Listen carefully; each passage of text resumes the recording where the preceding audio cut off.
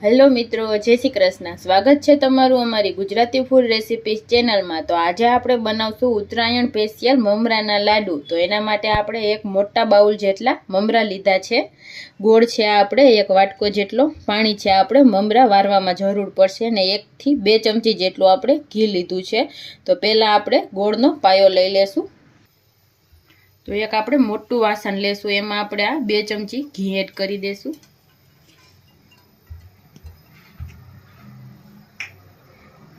હવે આપણે એમાં બધો ગોળ એડ કરી દઈશું। ગોળ આપણે જે નોર્મલ ડબ્બાનો આવે છે, આ ઢીલો ગોળ એ જ આપણે લીધો છે।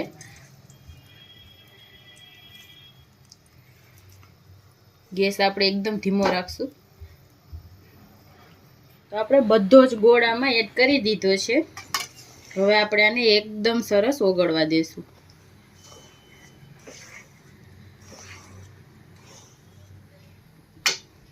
ઢીલો ગોળ લીધો છે એટલે એકદમ ફટાફટ ઓગળી જાય।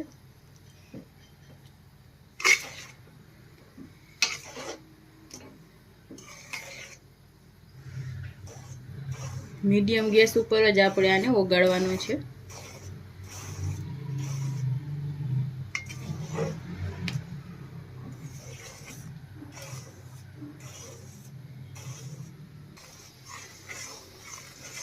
આપણો એકદમ સરસ ગોળ ઓગળવા લાગ્યો છે। તો હવે આપણે આનો એકદમ સરસ પાયો આવવા દેશું। એકદમ સરસ આપણો ગોળ ફૂલી જવો જોઈએ।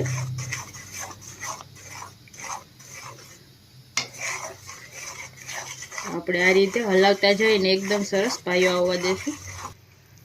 તો આપણે આ રીતે એકદમ સરસ આપણો ગોળ ફૂલી ગયો છે। હવે આપણો આ પાયો એકદમ સરસ આવી ગયો છે। 2 થી 3 મિનિટ આ રીતે હલાવીએ એટલે એકદમ સરસ આ રીતનો ગોળ થઈ જાય છે।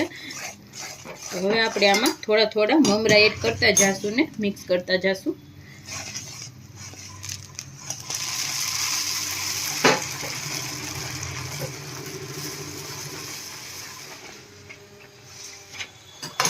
એકદમ સરસ મિક્સ કરતા જઈશું।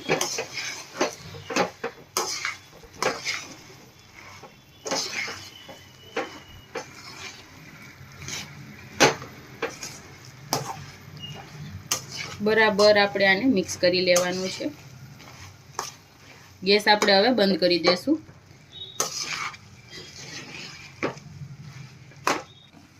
તો આપણું આ એકદમ સરસ મિશ્રણ આપણે બધું તૈયાર કરીને એકદમ સરસ મિક્સ કરી લીધું છે આપણે આ રીતનું। તો હવે આપણે આને પાણીવાળા હાથ કરીને મમરાના લાડુ વાળી લેશું। તો આપણે આ રીતે થોડા પાણીવાળા હાથ કરી લેશું, એટલે આપણે હાથમાં ચોટે નહીં, એકદમ ગરમ હોય એટલે। તો આપણે જેવડી સાઈઝના લાડુ વાળવા હોય એવડા આપણે વાળી લેવાના છે। એકદમ આપણે પ્રેસ કરીને લાડુ વાળી લેશું। તો આપણે આ રીતના બધા લાડુ વાળી લેશું। અને આ મિશ્રણ જો એમને જામી જાય તો તમે પાછું આને ગરમ કરીને બધા લાડુ વાળી શકો છો। તો આપણે બધા લાડુ આ રીતે વારીને તૈયાર કરી લીધા છે। એકદમ સરસ બન્યા છે આપણા લાડુ।